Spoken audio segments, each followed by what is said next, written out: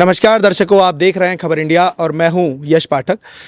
Iran के supremo खमैनी साहब की शहादत के बाद हम इस वक्त मौजूद हैं मध्य प्रदेश की राजधानी भोपाल के शिया मस्जिद में। यहाँ पे हम देख रहे हैं कई सारे हमारे साथ शिया समुदाय के मुस्लिम भाई मौजूद हैं।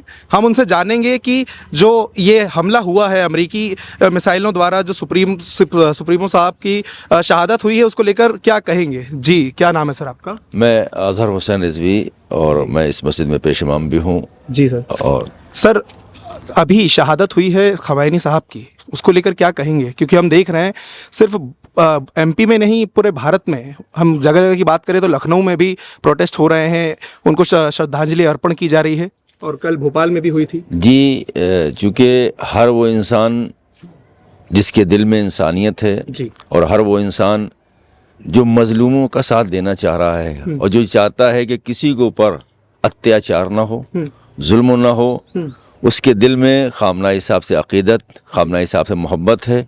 और उसके लिए ये जो समय गुजरा है कल का बहुत सख्त था। क्यों? इसलिए कि खामनाई साहब उस हस्ती का नाम था कि जो हमेशा मजलूम के साथ खड़े रहे, मजलूमों को दिफा करते रहे और जालिम को हमेशा ललकारते रहे और जालिम के मुकाबले में खड़े रहे कि हम जुल्म नहीं होने देंगे और हम मजलूमों का साथ देंगे। और मजलूमीन के लिए जो है वो किसी भी धर्म से, किसी भी फ़िरक़े से, किसी भी समाज से ताल्लुक़ रखता है। अगर उसके ऊपर जुल्म हो रहा है तो सैयद अली ख़ामनी रहबर मौज़म की ये ख़ासियत थी कि उसके साथ देते थे, जालिम के मुखालिफ खड़े होते थे और मजलूम का हमेशा साथ दिया है उन्होंने।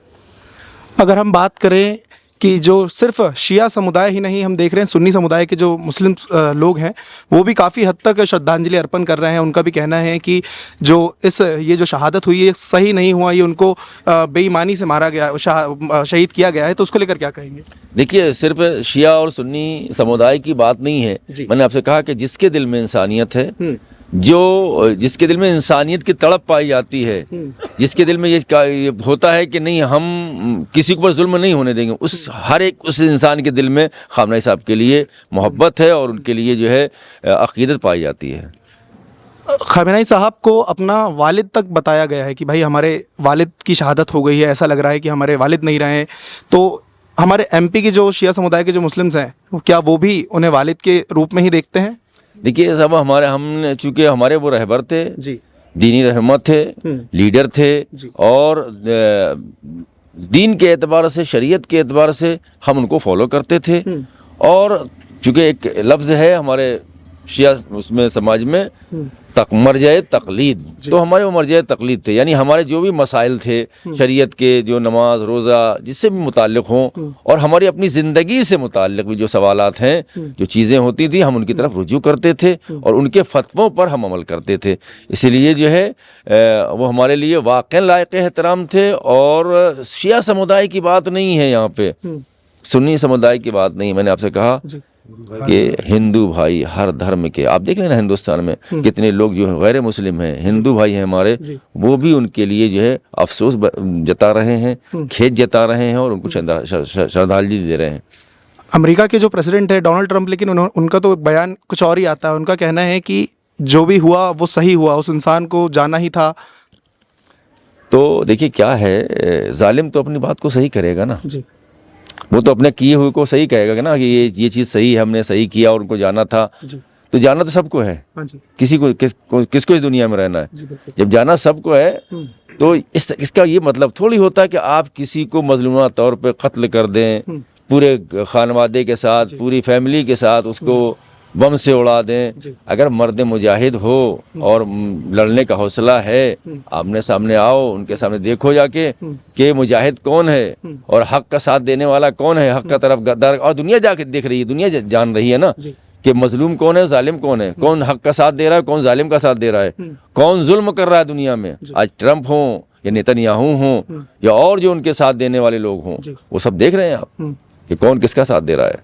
इजराइल भी काफ़ी अलग अलग बयान पेश कर रहा है, तो इजराइल के तरफ से जो बयानबाजी हो रही है उसको लेकर क्या कहेंगे? इजराइल के लिए कोई कहने की बात नहीं है, वो दुनिया देख रही है।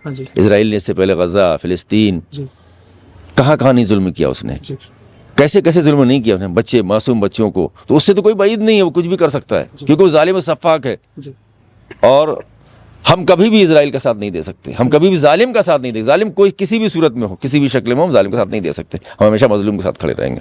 अच्छा, जो हमारे भारत की जो सरकार है उनका भी अभी तक ऐसा कुछ खासा ट्वीट या कुछ आया नहीं है, जो भी आया है वो पीएम मोदी जी ने किया है, उसमें भी वो दुबई का साथ दे रहे हैं, क्या कहेंगे उसके लिए? देखिए क्या है, ये अपने सियासी मामले हैं और ये मोदी जी का मामला है, वो किसका साथ दे रहे हैं या नहीं दे रहे हैं। हमने आपसे एक बात कही कि जो मजलूम का साथ देगा वो हमारा अपना है, जो जालिम का साथ देगा उससे हर इंसान नफरत करता है। फिर भी एक कुछ ना कुछ एक गुजारिश तो होगी आपकी जो सरकार है उनसे, क्या रहेगी? भाई सरकार से हमारी गुजारिश यही है कि आप हमेशा जालिम के साथ न खड़े हों कि मजलूम के साथ खड़े, मजलूमों के साथ दें, इसलिए कि जालिम का साथ कोई भी नहीं देना चाहेगा, चाहे वो हमारा मुस्लिम भाई हो, चाहे वो हिंदू भाई हो, कोई भी हो। और सरकार से हमारी अपील यही है कि वो सही रास्ते को इंतखाब करें और वो अपने उनके मामलात हैं, किस एतबार से वो किस बयान दे रहे हैं, ये मोदी जी जाने और उनकी हुकूमत जाने। ईरान में भी जो है हम देख रहे हैं कि 100 से ज़्यादा जो बच्चियां हैं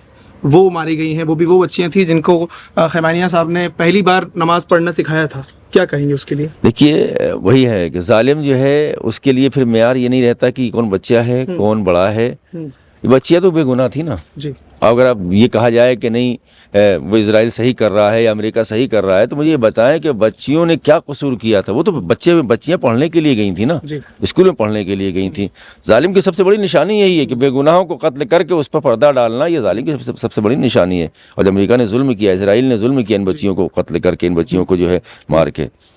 इजराइल का कहना है कि वो सेक्रीफाइस था, वो ये जो 100 बच्चे मेरी वो सेक्रीफाइस किया है। नहीं तो यही तो मामला है कि इसका ये मतलब थोड़ी है आज इंसान जो है हर धर्म वाला, हर धर्म का मानने वाला अपने अपने एतबार से इबादत करता है और अपने अपने एतबार से जो है वो नमाज़ें पढ़ता है, जो भी बात करना है उसको उस हिसाब से करता है। इसका ये मतलब थोड़ी है कि आप किसी को उठा के मार देंगे या किसी के ऊपर जुल्म करेंगे। और उन बच्चियों को जो बेगुनाह हैं, सोचने वाली बात यह है कि 100 बच्चियों से ज़्यादा को कत्ल कर दी गया और आज किसी ने कोई आवाज़ नहीं उठाई, ना मीडिया कुछ बोला ना कुछ। सबको मालूम है जो गलत है, गलत को गलत बोला जाए तभी जो है आप जो है उसकी बारगाह में, अल्लाह की बारगाह में और अल्लाह के नज़दीक सुरखरू हो सकते हैं, कामयाब हो सकते हैं। अच्छा, इसके बावजूद जैसे भी आपने मीडिया का नाम लिया, कई सारे और भी ऑर्गेनाइजेशन हैं जो इस मामले को हिंदू मुस्लिम की नज़रिए से रिकॉर्ड कर रहे हैं, रिपोर्ट कर रहे हैं, उनके लिए क्या कहेंगे? देखिए यहाँ हिंदू मुस्लिम की बात ही नहीं है, यहाँ जालिम और मजलूम की बात है, हक और बातिल की बात है। हिंदू मुस्लिम की न किसी मजहब की बात है, न मिल्लत की बात है, यहाँ जालिम और मजलूम की बात है। जालिम कौन है, मजलूम कौन है, हमें साथ किसका देना, जालिम का साथ देना, मजलूम का साथ देना। खamenei साहब का जो शहादत हुई है उसको लेकर हम देख रहे हैं जगह जगह प्रोटेस्ट हो रहे हैं, श्रद्धांजलि अर्पण की जा रही है, उसको लेकर आप क्या कहेंगे? देखिए खamenei साहब सिर्फ शियों के या मुसलमानों के रहनुमा नहीं थे, बल्कि वो इंसानियत के लीडर थे। खamenei साहब ने हमेशा साथ दिया है इंसानियत का और जालिम के ख़िलाफ़ रहे हैं, आंखों में आंखें डाल के बात की हैं।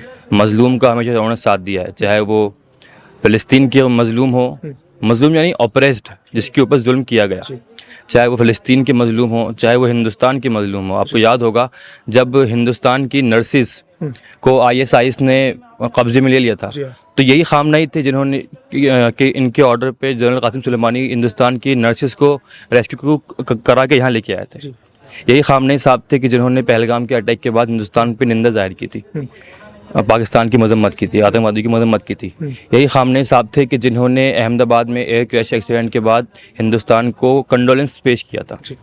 तो ऐसे शख्स को जिसकी शहादत बिल्कुल जालिमाना और बुज़दिलाना तरीके से की गई हो, उनके लिए हमारे दिलों में हमेशा मोहब्बत रहेगी। और वो मैंने जैसे कहा कि सिर्फ मुसलमानों के लीडर नहीं थे, पूरे इंसानियत के लीडर थे वो। अच्छा, इसके अलावा जैसे आप बता रहे हैं कि पूरी इंसानियत के लीडर थे खamenei साहब, जो डोनाल्ड ट्रंप है कहीं ना कहीं वो उनका ये कहना है कि भाई जालिम थे ये और इनके साथ जो हुआ सही हुआ, ऐसा ही होना चाहिए था। जालिम की डेफिनेशन क्या है? जालिम क्या होता है? मैं आपसे पूछता हूँ, जालिम कौन है? जालिम वो है जो बच्चियों के साथ नमाज पढ़ रहा है, जालिम वो है कि जो औरतों की हिफाजत की बात करता है, जालिम वो है कि जो इंसानियत के हित की बात करता है, या जालिम वो है जो पेडोफाइल है, आपने अभी एप्स्टाइन फाइल देखी होंगी। देखिए आंसर क्या एप्स्टाइन फाइल के अंदर ये बातें सामने नहीं आई हैं कि डोनाल्ड ट्रंप और उनके साथी लोग क्या करते थे? क्या जुल्म ये नहीं है कि छोटी छोटी बच्चियों के साथ रेप किया जा रहा था? क्या जुल्म ये नहीं था कि छोटी बच्चियों को इतना टॉर्चर किया गया कि उनके अंदर ऐसे एंजाइम्स पैदा हों और फिर वो उसके खून को पिया करते थे? जुल्म क्या है आपकी निगाह में? अगर ये जुल्म है कि जो खामनेई साहब कर रहे थे, तो फिर शायद जुल्म की डेफिनेशन बदलनी पड़ेगी हमें।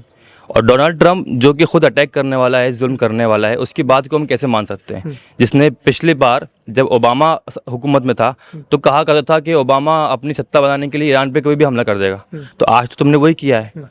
तो फिर क्या फ़र्क रह गया ओबामा में? हमारे लिए सब बराबर है, चाहे नेतन्याहू हो, चाहे ट्रंप हो, ओबामा हो, बाइडेन हो, बुश हो, कोई भी हो। इन सब लोगों ने हमेशा सिर्फ और सिर्फ जुल्म का ही साथ दिया है और जुल्म ही किया है।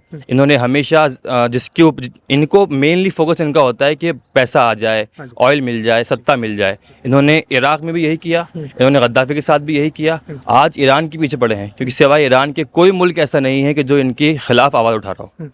आप बोल रहे हैं कि सभी ईरान के पीछे पड़े हुए हैं, कहीं ना कहीं जो अगर हम अपने इंडिया की यूथ की बात करें तो हम देख रहे हैं कि कल लखनऊ में श्रद्धांजलि हुई, वहाँ पे हज़ारों की तादाद में जो शिया नहीं सिर्फ सुन्नी समुदाय के जो मुस्लिम्स थे वो भी आए थे, उन्होंने भी अपनी श्रद्धांजलि अर्पण करी। फ़िलिस्तीन को लेकर उन्होंने बोला कि भाई जो इंसान फ़िलिस्तीन के टाइम पे, गाज़ा के टाइम पे, गाज़ा फ़िलिस्तीन की युद्ध के टाइम पे जो बच्चियों को पढ़ा रहा था, जो खाने पहुँचा रहा था, वो कहाँ के जालिम है। लेकिन फिर भी जो बाहरी देश हैं, हम इसराइल की बात करें, उनके भी बयानबाजी ख़त्म नहीं हो रही है कि भाई जो हुआ सही हुआ, ऐसा ही होना चाहिए था। और खमैनी साहब को कहीं ना कहीं जालिम करार किया जा रहा है कि भाई ये इंसान सिर्फ और सिर्फ जालिमाना हरकतें करता था। वही मैंने कहा ना, जालिमाना हरकत क्या होती है? 70,000 बच्चों को फ़िलिस्तीन में मार देना जुल्म है या बच्चों को बचाना जुल्म है? 70,000 बच्चों को, ख़वातीन को, प्रेग्नेंट औरतों को स्कूल्स पे, हॉस्पिटल्स पे बम बरसाना जुल्म है या हिंदुस्तान की नर्सेस को एवैक्यूएट कराना, रेस्क्यू कराना जुल्म है? आज जो लोग हिंदुस्तान में खड़े हैं, आपने कहा सुन्नी और शिया, नहीं, सुन्नी भी खड़े हैं, शिया भी खड़े हैं, हिंदू भी खड़े हैं, सिख भी खड़े हैं। जो अभी जैसे मौलाना साहब ने कहा, जिसके दिल में इंसानियत है वो आज आयतुल्लाह खामनेई के लिए आवाज़ उठा रहा है। जुल्म सिर्फ वो नहीं है कि जो आपको दिखाया जा रहा है कि देखो इन्होंने ये किया था, 50 साल पहले कोई एक वीडियो दिखा दी, उन्होंने ऐसे किया था। आज के ज़माने में अगर आप आंखें बंद करके रखेंगे तो वेस्टर्न मीडिया आपको कह देगा कि खामनेई साहब जालिम थे, लेकिन अगर आप बाशऊर इंसान हैं, आपकी आंखें खुली हैं, तो आप जानते हैं फ़लस्तीन में क्या हो रहा है। आज से नहीं, 1948 से क्या हो रहा है, जुल्म कौन कर रहा है, नेतन्याहू ने क्या किया है, ट्रंप ने क्या किया है, आज सब जानते हैं। तो ये बात बिल्कुल बेबुनियाद है कि खामनेई साहब जालिम थे। अच्छा, इसके अलावा अगर हम बात करें कि कहीं ना कहीं अभी भी आलम यही है कि जंग हो सकती है, तो जंग को लेकर क्या कहेंगे? जंग हो चुकी है, जंग हो सकती ही नहीं है। और जंग की शुरुआत पहले भी इजराइल नहीं की थी, अमेरिका नहीं की थी, अभी भी इन्होंने ही करी है। ईरान ने जवाबी हमले दिए हैं और जितने भी अमेरिकन बेसिस हैं उन पे हमले कर रहे हैं। आपको याद होगा ये बार बार नेगोशिएशन की बात कर रहे थे। क्या ईरान की फ़ौज इजराइल पहुंची है? क्या ईरान की फ़ौज इजराइल के आसपास के समुद्र के पानी में अपने जहाज़ उतारे? नहीं। कौन आया है? अब्राहम लिंकन जहाज़ किसका है? ये किसके पास आए हैं? अमेरिका के जहाज़, इजराइल के जहाज़ आए कहाँ पे हैं? ईरान के पास आए हैं। तो शुरुआत तो जंग की उन्होंने कर दी ना। अब ये कह रहे हैं कि जुल्म करने वाली ज़ात जो है वो खामनेई साहब की, ये झूठ है। इस जंग की शुरुआत भी इजराइल ने की है और पहले भी की थी, और इंशाल्लाह इस जंग का खात्मा ईरान ही करेगा। ईद ना मनाने का भी चल रहा है, क्योंकि हम देख रहे हैं रमज़ान के पाक दिन चल रहे हैं। कहीं ना कहीं जो शिया समुदाय के जो लोग हैं, जो बड़े ओहदे के पदाधिकारी, उनका कहना है कि इस रमज़ान हम ईद नहीं मनाएंगे, तो उसको लेकर क्या कहेंगे? ईद का मतलब होता है खुशी का दिन।